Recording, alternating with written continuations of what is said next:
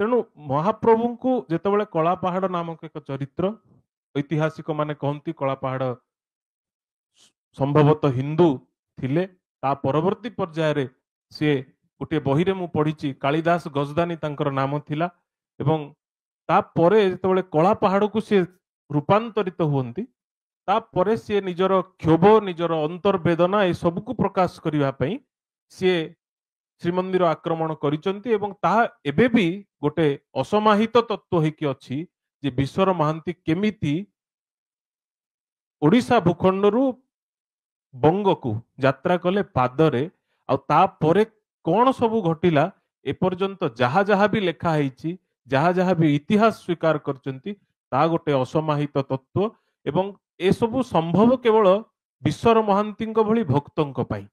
ବିଶ୍ୱର ମହାନ୍ତିଙ୍କୁ ଗୁରୁତ୍ୱ ଦେବା ପାଇଁ ହୁଏତ ମହାପ୍ରଭୁ ଏଭଳି ଲୀଳା ସମ୍ପାଦନ କରିଥାଇ ପାରନ୍ତି। ଆଉ ମହାପ୍ରଭୁ କୁଜଙ୍ଗ ଅଞ୍ଚଳକୁ ଗୁରୁତ୍ୱ ଦେବା ପାଇଁ